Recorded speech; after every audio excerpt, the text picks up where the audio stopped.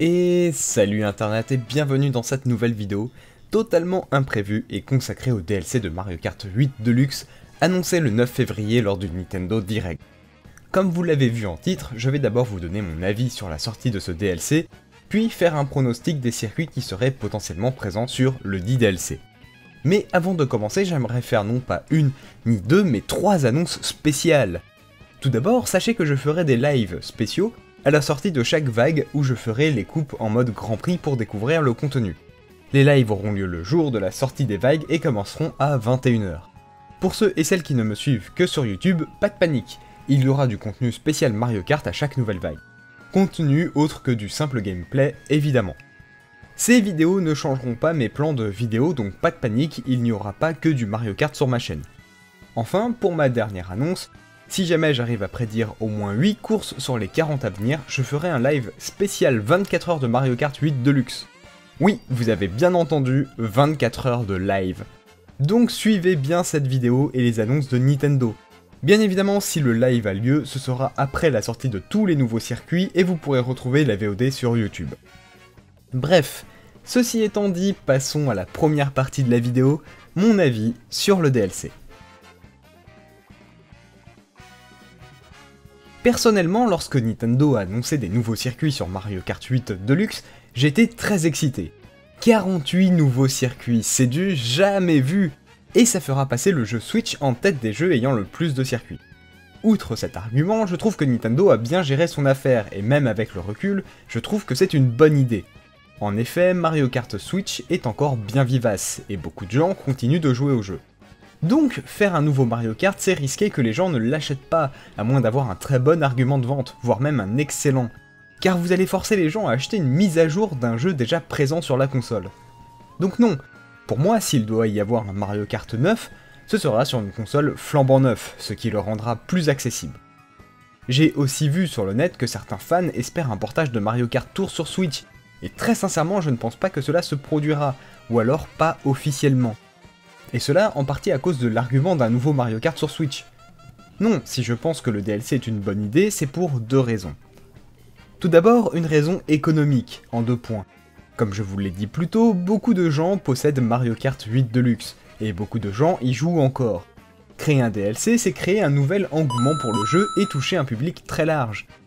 Le deuxième point est relié à Mario Kart Tour. En effet, je pense que les nouveaux circuits seront, en majorité, issus de l'opus sur mobile. Le but étant simple, attirer les joueurs de tour sur Switch, et inversement. Ainsi, les joueurs de tour qui n'ont pas le jeu seront tentés de le prendre avec le DLC, et de l'autre côté, les joueurs Switch auront un aperçu de tour et pourraient être tentés de tester le jeu, et deviendraient donc des cibles pour les microtransactions présents dedans. La seconde raison est une raison technique. Faire un DLC est une option qui demande de mettre peu de monde dessus, et permet donc de créer d'autres projets plus ambitieux en parallèle, comme le prochain Mario Football qui a l'air d'être vraiment fou. Ce qui appuie dans ce sens, c'est lorsqu'on voit que les nouveaux circuits qu'on a vus jusqu'à présent sont tous issus de tours et possèdent les mêmes textures que le jeu mobile. Ça prouve que Nintendo a vraiment mis peu de gens sur le DLC. Cependant, ce qui m'inquiète vraiment, ce ne sont pas les textures, mais plutôt l'antigravité. Je m'explique. Pour que les circuits soient vraiment remasterisés pour la Switch, il aurait fallu utiliser des textures et graphismes similaires aux circuits déjà présents. Mais bon, admettons. Mais aussi et surtout, inclure sur la majorité des circuits l'antigravité, mécanique phare de l'opus. Alors, je ne dis pas que tous les circuits du DLC doivent impérativement accueillir ce système, on a bien des circuits présents sur Mario Kart 8 Deluxe qui ne possèdent pas de zone d'antigravité, c'est le cas notamment de Metro Turbo, Animal Crossing, Valley Yoshi de Nintendo 64 et Route Arc-en-Ciel de SNES. Cependant, on n'a vu aucune zone d'antigravité dans les trailers de Nintendo, ce qui confirmerait le portage officieux du Mario Kart mobile. Bon, on a bien les cartes en antigravité sur l'artwork du DLC, donc j'espère vraiment que cette mécanique apparaîtra dans le DLC. Maintenant, parlons de la question qui fâche. Est-ce que ça vaut le coup de prendre ce DLC ? Oui, sans hésitation. Pourquoi ? Tout simplement parce que ça double le nombre de circuits déjà présents conséquents sur le jeu. Dites-vous bien qu'un nouveau jeu vous aurait coûté une soixantaine d'euros pour 32 circuits dont 16 inédits, grosso modo les mêmes personnages qu'on a déjà vus et au moins une nouvelle mécanique. Donc je pense que le calcul est vite fait. Surtout que vous n'êtes pas obligé de payer 25 euros. Vous pouvez très bien attendre une vague qui vous plaît vraiment et n'acheter que cette dernière. Mais gardez en tête que 25 euros c'est 50 centimes le circuit, donc 2 € la coupe et donc 4 € la vague.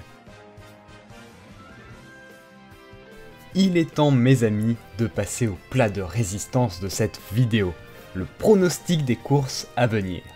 Mais avant, faut quand même que je vous explique comment j'ai choisi les circuits. Comme je vous l'ai dit en analyse, je pense qu'il y aura beaucoup de circuits issus de Mario Kart Tour ou de circuits qui n'ont pas été revus depuis longtemps. Pour départager tous ces terrains, j'ai donné la priorité à ceux qui ont une identité particulière, soit par leur tracé, soit par leur gameplay. Enfin, j'ai mis un indice de confiance, comme à la météo, pour que vous puissiez voir rapidement mon degré de certitude dans l'apparition ou non de chaque terrain. Ainsi, 1 rond signifie que j'ai des doutes sur l'apparition du circuit, 2 que j'en suis plus confiant et 3 que je suis quasi sûr. Idem pour les croix qui représentent à quel point je suis sûr de ne pas voir le terrain apparaître. J'ai aussi mis des cœurs sur les circuits que j'apprécie. Super Mario Kart de SNES. Le château de Bowser 1. Malgré le fait que ce soit un château de Bowser, son tracé est très simple. La seule difficulté se trouve dans les sauts et les tombes. De plus, le circuit n'est pas présent sur Tour et beaucoup de châteaux de Bowser de ce type ont déjà été refaits, comme le château de Bowser 3 de GBA sur Wii, ou sur DS le château de Bowser 2 de GBA aussi, qui sont très ressemblants. Pour l'île Choco 1, c'est un circuit peu intéressant dans le tracé et les possibilités qu'il offre en termes de remaniement. En effet, c'est d'abord un circuit rond qui n'a en élément de gameplay que des petits sauts et de la boue, et un seul raccourci. Pour la plage Koopa 1, c'est simple, c'est juste un cercle. Il y a donc peu d'intérêt à le refaire. Pour le lac Vanille 2, c'est la même chose. Il est plus simple même que le lac Vanille 1. La seule différence est que c'est un cercle plus serré avec une route plus étroite. Pour la plage Koopa 2, comme le 1, c'est juste un cercle et le remake a déjà été fait sur DS. On pourra noter un peu plus de difficulté avec les trous dans l'eau et les chip-chips à éviter, mais ça s'arrête là. Pour le circuit Mario 1, c'est un circuit aussi très simple, rappelant le circuit Mario de Game Boy Advance, déjà présent en jeu. De plus, le remake de ce circuit a déjà été fait sur DS. C'est à peu près la même chose pour la Plaine Donut 1, ce circuit rappelle les Plaines Donut 3 déjà en jeu, de plus il est aussi présent sur DS. Pour la Vallée Fantôme 1, les différents sauts et la shortcut difficile à prendre sur le dernier virage rend le circuit un peu intéressant, mais sans plus. La Vallée Fantôme 2 est un circuit qui pourrait être intéressant, c'est la Vallée Fantôme 1 en mieux avec un tracé plus intéressant, mais un remake est déjà présent sur Wii. De plus, il n'est pas sur Tour. Plaine Donut 2. Comme pour la Vallée Fantôme 2, la Plaine Donut 2 est meilleure que la 1. Le tracé est plus compliqué avec plusieurs coudes, des taupes à 3 endroits et du sable permettant de déraper sur le coude de fin. Malheureusement, la Plaine Donut 3 est déjà en jeu. Le château de Bowser 3 est une nette amélioration des châteaux de Bowser, le tracé est cool, notamment avec une route piège et les 2 carrés, on note aussi plus de difficultés avec les tombes et les sauts en même temps. Le circuit Mario 3 a un tracé simple et seul le coude en milieu de circuit offre de la difficulté. Il n'y a qu'une seule shortcut et le circuit est déjà présent sur Wii. Pour le château de Bowser 3, c'est un château pas mal intéressant de par sa complexité. Il y a plusieurs séparations de routes, des rétrécissements de voies et des tombes avec les sauts. Mais malheureusement, il y a déjà des châteaux de Bowser 2 prévus pour le DLC. Île Choco 2. Il ressemble beaucoup au 1 dans le tracé, mais sans le raccourci. La seule différence vient d'un rétrécissement de la voie. De plus, il est déjà présent sur DS. Pour le lac Vanille 1, le tracé de ce circuit est très simple. C'est juste un cercle. Cependant, la difficulté vient de nombreux obstacles comme les tuyaux ou les blocs de glace. Sur Tour, on note la présence d'une rampe pour glider intéressante et d'un potentiel passage immergé avec les 2 trous pour un remake sur 8. La Vallée Fantôme 3 a elle un tracé intéressant et très complexe. Il y a beaucoup de coudes, de trous, de routes en biais qui fait qu'on doit sans cesse repositionner le kart. De plus, on ne l'a pas vu depuis longtemps. Le circuit Mario 2 est plus permissif que les autres circuits Mario de l'opus, et les nouveaux raccourcis introduits dans Mario Kart 7 sont intéressants. Son tracé est par ailleurs plus intéressant que le 1. Le circuit Mario 4, un tracé qui est vraiment intéressant. Il y a beaucoup de virages, de rétrécissements de voies, et une shortcut au niveau du zigzag de fin. Par ailleurs, c'est un circuit qu'on n'a pas vu depuis longtemps. S'il devait n'y avoir qu'un seul circuit Mario venant de Super Mario Kart, ce serait bien celui-là. Mario Kart 64. L'autodrome Luigi a un tracé trop simple, c'est un circuit en 8, et le circuit Toad de 3DS qui lui ressemble beaucoup, mais en mieux, est déjà prévu. De plus, il y a eu un remake sur 3DS de ce circuit qui n'offre pas grand chose de plus. Le château de Bowser de cet opus est un circuit très intéressant. On traverse plusieurs salles, il y a plusieurs tombes, et 2 sauts à la fin, mais il a déjà été bien refait sur Wii et n'est pas présent sur Tour. La ferme Meu est un cercle un peu amélioré, et la prairie Meu de Wii, qui y ressemble beaucoup, est déjà en jeu. Le royaume Sorbet est un circuit un peu intéressant. On traverse une grotte, il y a des pingouins, et la conduite sur glace fait que le circuit sort un peu du lot par rapport aux autres de l'opus. Mais à part ça, il n'y a rien. Par ailleurs, il est déjà sur Wii. Le ponton lugubre est un circuit que j'aime vraiment, avec la maison qui offre une certaine identité au circuit, mais il est déjà présent sur DS et n'est pas sur Tour. De plus, les circuits restent assez simplistes. La route Glacla. Le remaniement sur Tour est plutôt intéressant, donc ça ne m'étonnerait pas de le voir en DLC, bien qu'il soit présent sur DS. Sans compter qu'il y a plusieurs passages intéressants, les bonhommes de neige à esquiver, le saut juste avant, et le passage entre les murs de glace. L'autodrome Mario est un circuit intéressant de par son tracé, mais il y aurait potentiellement trop de circuits Mario en jeu. De plus, on l'a déjà revu sur Wii et il n'est pas présent sur Tour. La jungle Donkey Kong est un circuit avec un bon potentiel, surtout avec la grotte pour l'antigravité, et avec la shortcut qui est présent dedans, le long saut du début, le pont près de la cascade et les noix de coco qui nous frappent lorsqu'on fait du hors-piste. Mais il est déjà sur Wii et n'est pas sur Tour. Le Wario Stadium. Ce circuit est vraiment intéressant, tant sur le tracé que sur les sauts, et on ne l'a pas vu depuis longtemps. Cependant, c'est le second circuit le plus long de la Nintendo 64, derrière la route arc-en-ciel, la plage Koopa. Ce circuit a un tracé simple, et pourtant il est plutôt intéressant, avec ses différentes rampes de sauts et son raccourci par la cascade qui est vraiment cool. De plus, on n'a pas beaucoup de circuits de plage dans 8. Il est plutôt emblématique, et est présent sur Tour.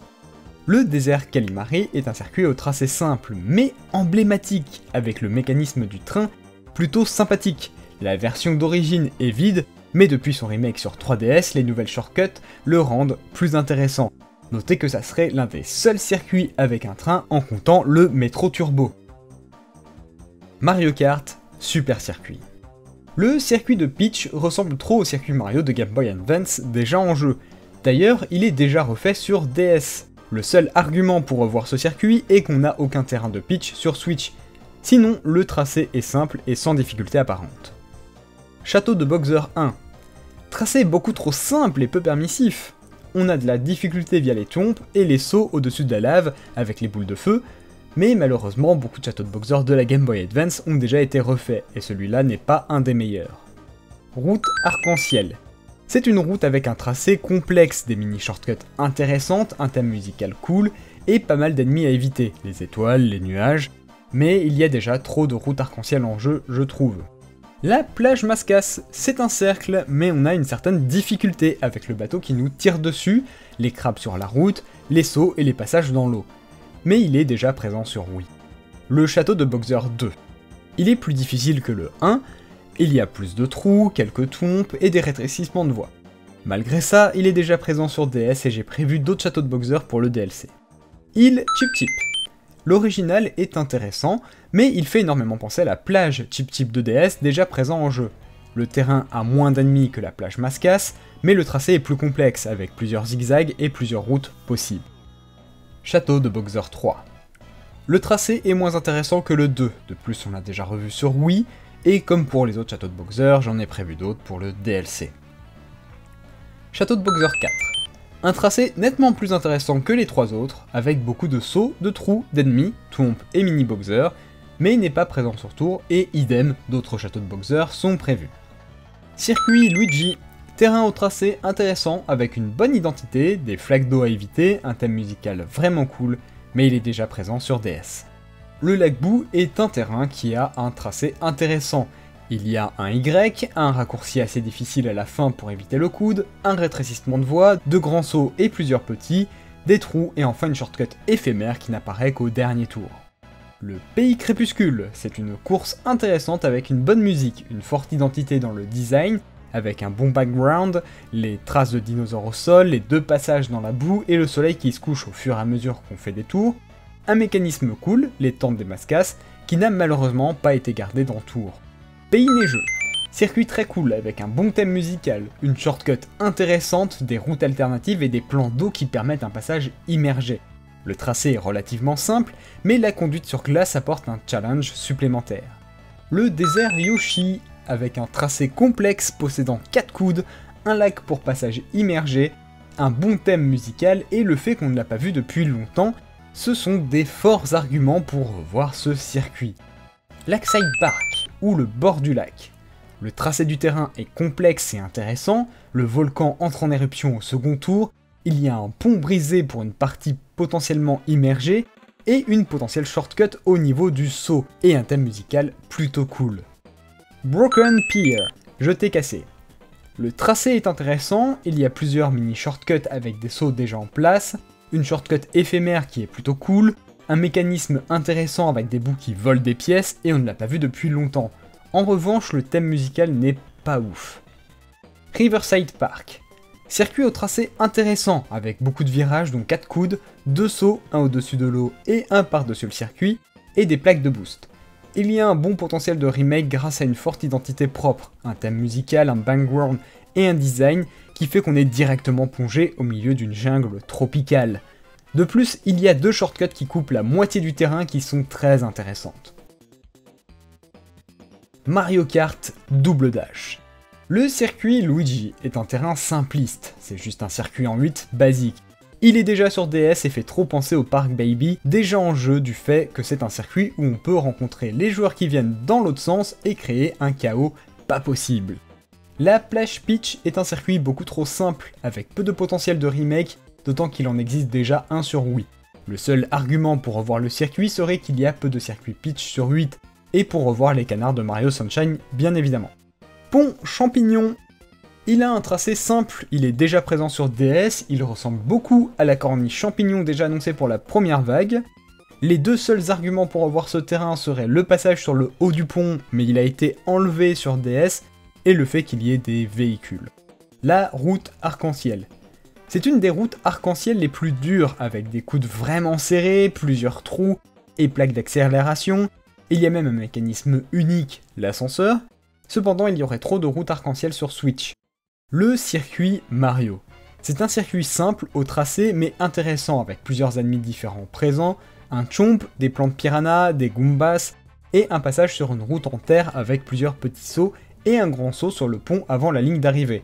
Cependant, un remake existe sur Wii et ce n'est pas non plus un des meilleurs circuits Mario. Arène Wario. C'est un circuit très visuel, avec une forte identité qui pourrait être intéressant surtout pour l'antigravité, mais il y aurait trop de circuits Wario. De plus, ce serait potentiellement trop galère à adapter en 200 cm3 à mon avis. Le stade Waluigi. Très intéressant, mais il y a déjà le Wario Stadium de Nintendo 64 de prévu et il est plus vieux que le stade Waluigi, et surtout plus intéressant. De plus, ça ferait trop de terrain de cross sur Switch. Paquebot Daisy.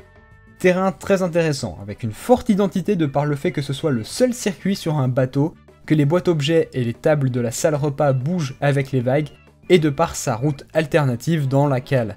Il est présent sur 3DS avec beaucoup d'améliorations, la cale est immergée et on peut passer par la piscine. Ce circuit pourrait augmenter le nombre de terrains Daisy en jeu, et ce serait un vrai plaisir de le parcourir à nouveau. Champiville, c'est un circuit avec aussi une forte identité, qui serait très intéressant surtout avec ses multiples passages, ses petits passages étroits et son ambiance de ville qui fait rappeler Mario Kart Tour. À part ça, le circuit n'a pas de réelle difficulté si ce n'est le trou au niveau de la ligne d'arrivée. De plus, il n'a pas encore eu de remake. Montagne DK. Circuit très intéressant pour les figures avec plusieurs sauts possibles, et pour l'antigravité au niveau du pont et avant le tonneau sur le mur. On peut aussi imaginer une shortcut au niveau des zigzags, je ne lui mets qu'un rond car il est déjà présent sur Wii, mais d'un autre côté, on a peu de circuits montagne. Château de Boxer. Il n'y a pas eu de château de Boxer de refait sur 8 et celui-ci est très intéressant, la shortcut de fin serait un vrai défi en 200 cm3, même s'il peut déjà en être un avec le Boxer cracheur de feu, on pourrait mettre un glider sur le saut de la fin, et de façon générale, il y a plusieurs mécanismes intéressants, comme la grille avec les boules de feu qui sautent au-dessus, ou la roue de feu. Jungle Dino Dino. Le circuit a une forte identité, il y a déjà les emplacements pour les figures avec les troncs d'arbres et les geysers, et le glider depuis Mario Kart 7 avec lequel on peut même faire un rebond sur la tête du dinosaure au niveau du pont de fin. Il est aussi présent sur Tour. Mario Kart DS. Circuit en 8. C'est un circuit en forme de 8 basique, un peu comme le circuit Toad de Mario Kart 7 qui sera déjà dans le DLC. En plus, il est moins bien que le circuit Toad, donc on ne le verra pas. Cascade Yoshi. Le circuit n'est qu'un simple cercle qui n'a, en plus, pas beaucoup d'éléments excepté les passages dans les cascades et le saut sur le dernier pont. Par ailleurs, si on l'ajoute, cela ferait beaucoup de circuits Yoshi. En plus, il est déjà sur Wii. Route arc-en-ciel. Le terrain qui amène de l'antigravité avant même que le concept existe. Avec son looping et son passage en spirale, il est assez emblématique. Cependant, le circuit ne s'appuie que sur ces deux éléments pour être original. Et je maintiens que ce serait pas une bonne idée de mettre trop de routes arc-en-ciel en jeu. Désert du Soleil. C'est un circuit court mais intéressant, avec beaucoup de figures, une shortcut cool derrière la pyramide et pas mal d'ennemis, cactus et soleil. Mais je vois mal comment y intégrer une rampe de glider ou de l'antigravité. Par ailleurs, il est déjà sur Wii. Alpes DK. C'est en soi un circuit assez difficile, avec les bonhommes de neige, les boules de neige géantes et le vide sur la partie en montée. Cependant, certains éléments sont intéressants, comme la shortcut de base avec la boîte objet qui donne un objet de vitesse, ou, dans Mario Kart 7 et Tour, l'ajout de rampes pour faire des figures sur la descente et la rampe pour glider sur le saut de fin, qui ajoute un petit plus au circuit. Le circuit Mario. Un des meilleurs circuits Mario de la série. Le tracé est intéressant avec une juste dose de difficulté, quelques ennemis, plantes piranha cracheuses de feu, Goombas et plantes piranha statiques. On note aussi un passage sur un circuit en terre et une shortcut très dure à réaliser qui permet de sauter par-dessus le mur de l'avant-dernier coude. Malheureusement, le circuit de 3DS est meilleur et on peut pas mettre trop de circuits Mario en jeu. Château de Bowser. C'est un château de Bowser qui est relativement simple par rapport aux autres. Cependant, le mécanisme intéressant est celui du rouleau à la sortie du château. On pourrait facilement imaginer y mettre de l'antigravité pour un rendu fun, mais là on part plus dans un rêve que dans quelque chose de vraiment réalisable, je pense. Le Jardin Peach. Petit terrain simple qui n'a pas besoin d'être trop modifié. Il fait énormément penser à Mario Circuit et Pays Fromage de Game Boy Advance, dans le sens où il y a beaucoup de petits raccourcis simples à prendre lorsqu'on a un champignon. De plus, pouvoir se balader dans les jardins un peu labyrinthiques de Peach où se baladent des chompes est un grand plaisir. Quartier Delfino. Sûrement l'un des circuits avec la plus forte identité. Son tracé est simple, mais la quasi-totalité du terrain est étroit. Qu'on soit coincé entre deux bâtiments, par le bord de mer ou par la pelouse, la marge de manœuvre est toujours limitée. Même les deux shortcuts, avant le pont et entre le bâtiment du marché, sont étroites et donc relativement dures à exécuter correctement. Pour finir, le pont de fin qui se lève et se baisse ajoute un petit plus au tout. Seulement 2 ronds car il est présent sur Wii et absent de Tour. Manoir de Luigi. C'est un terrain assez emblématique, avec une forte identité, puisqu'il s'agit du seul circuit de la licence à faire référence directement à Luigi Mansion. Le tracé est simple mais plusieurs éléments sont intéressants. Le passage dans le manoir, le zigzag dans le jardin, et enfin la piste dans la boue dans la forêt, qui apporte une nouvelle sensation de conduite. Depuis Mario Kart 7, on note l'ajout d'une nouvelle shortcut intéressante à travers le mur au fond du jardin, d'une rampe de saut dans le jardin, et d'une rampe de glider dans la forêt qui apporte une nouvelle dimension au circuit. Flipper Waluigi. Encore un circuit avec une forte identité. C'est le seul circuit où on se trouve dans un flipper, et le sound design est adapté pour coller à l'ambiance, pour les boîtes objets, les plaques d'accélération et vers l'arrivée. Le terrain n'a pas forcément besoin d'amélioration, mais on pourrait potentiellement mettre de l'antigravité sur les zones des bumpers. 3 ronds car il est présent sur 7 et sur Tour. Bateau volant. Ce circuit est court mais efficace. On démarre de la forteresse pour aller dans le bateau qui l'attaque, où on tombera sur des torpitopes qui sortent leur tête sur le pont.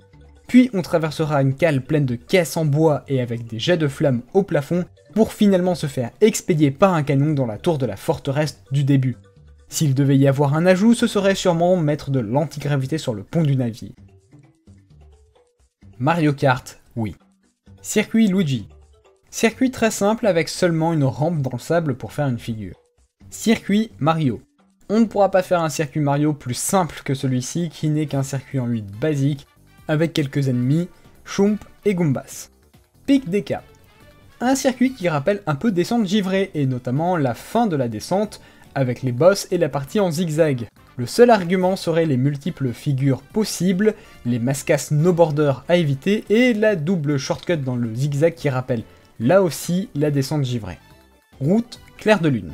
Le tracé du terrain est très simple, le seul intérêt qu'il propose sont les plaques d'accélération sur la partie à 4 voies. De plus, il n'est présent ni sur 3DS ni sur Tour. Usine Todd. C'est un terrain qui a une certaine identité, mais lorsqu'on regarde de plus près, on trouve encore une fois quelques similitudes avec la descente givrée de Mario Kart 8.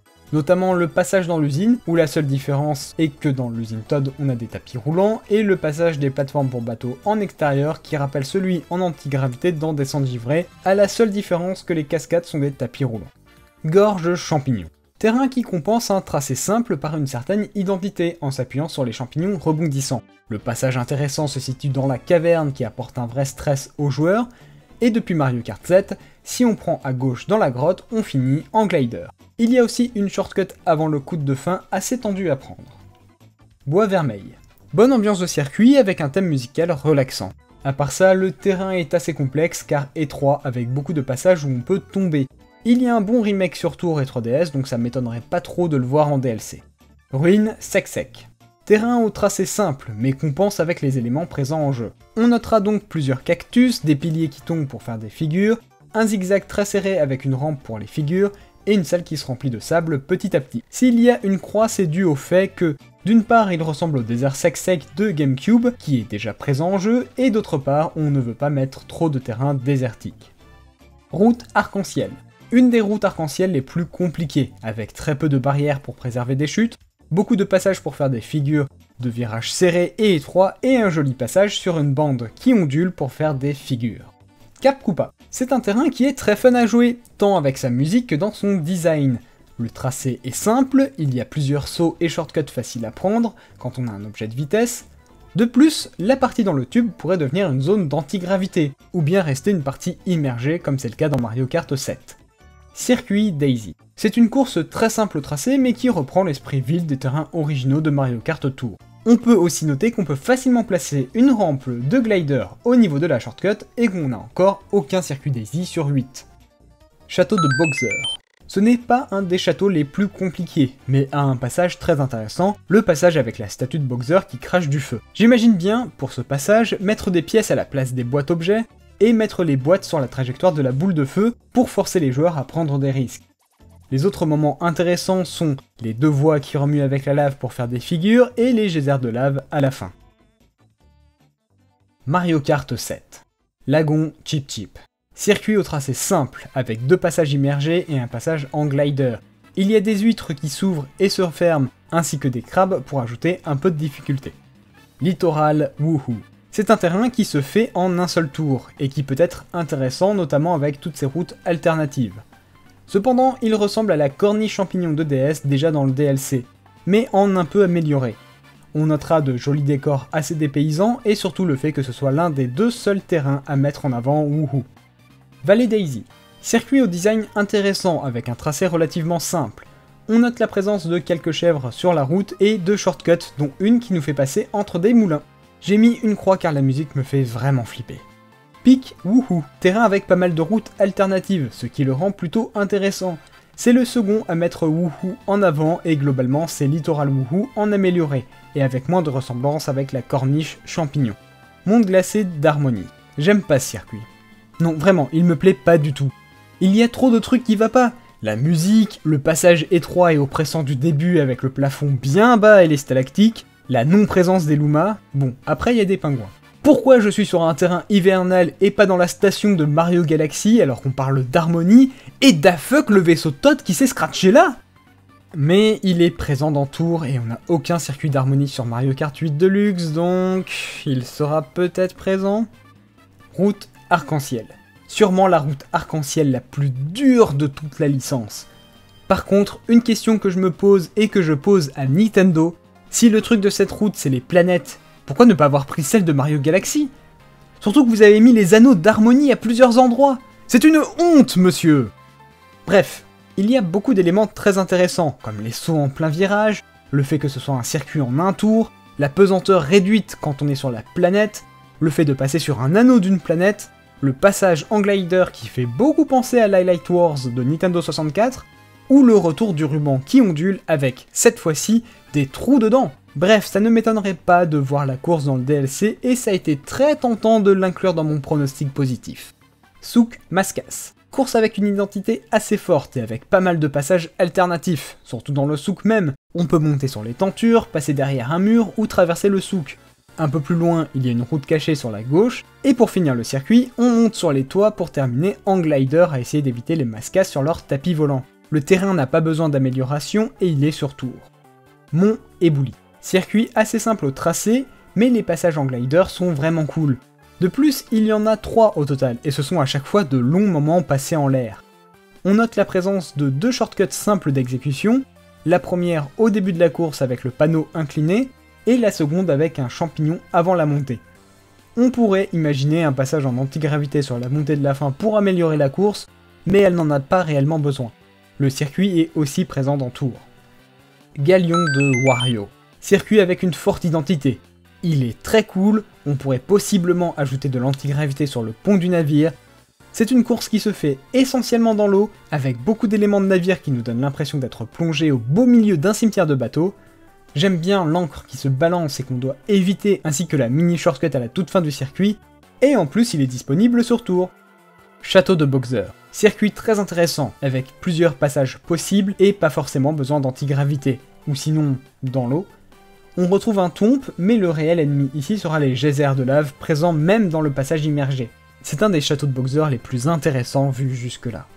Circuit Mario. Un des meilleurs circuits Mario qui reprend beaucoup d'éléments des circuits précédents en les améliorant. On note le passage en terre devant le château de Peach, référence à Autodrome Royal de Nintendo 64, sauf qu'on entre vraiment dans le château cette fois. Le tunnel en rond de l'autodrome Mario de Nintendo 64 avec la possibilité de faire une figure dessus, comme dans le remake de Wii, et enfin la route bombée à la fin pour une figure comme dans le circuit Mario de GameCube. Pour les améliorations, il y a une partie où on voit des fleurs de cerisier, plusieurs shortcuts faciles et assez cool avec un saut pour une figure, et un passage en glider. De plus, il est présent dans Tour, donc il devrait figurer dans le DLC. Mario Kart Tour. Pour les circuits de Tour, je les ai tous mis. Il y a 2 raisons à ce choix. La première, c'est qu'ils sont peu nombreux. Sans compter les courses déjà annoncées dans le DLC, il y a 8 circuits originaux. Ensuite, comme ce sont des circuits qui font référence à des villes déjà existantes, je pense que Nintendo ne voudra pas froisser les joueurs du dit pays en ne mettant pas leur circuit. Et on peut rajouter que, comme je vous l'ai dit dans mon avis sur le DLC, je pense que c'est un pseudo-portage de Tour, ou du moins une vitrine sur le jeu mobile. Ce serait donc bête que les circuits originaux ne soient pas présents. Pour le mont festif, je n'ai mis qu'un rond car c'est un circuit sur le thème de Noël. Mais si Nintendo sort la vague dans lequel il est à Noël, ça résout le problème d'un coup. Et voilà les amis, c'est tout pour cette vidéo qui sera, je pense, assez longue, mais que je voulais la plus complète possible. Au total, on a donc 4 circuits de SNES, 3 circuits de Nintendo 64, 7 circuits de Game Boy Advance, 5 circuits de GameCube, 5 circuits de DS, 3 circuits de Wii, 5 circuits de 3DS et 22 circuits issus de Tour dont 11 originaux. Ce qui ferait qu'on aurait sur Switch tous les circuits originaux de Tour sortis jusque-là, 6 circuits SNES, 8 circuits Nintendo 64, 11 circuits de Game Boy Advance, 9 circuits de GameCube, 9 circuits de DS, 7 circuits de Wii, 10 circuits de 3DS, dont au total 3 routes arc-en-ciel et 4 châteaux de Bowser. Ça fait tout simplement rêver et j'ai vraiment hâte de tester le DLC et de voir les vagues sortir. Sur ce, je vous souhaite une très bonne journée à vous, de très bons jeux, et on se dit à la prochaine pour plus d'aventures. C'était Miho, et ciao tout le monde!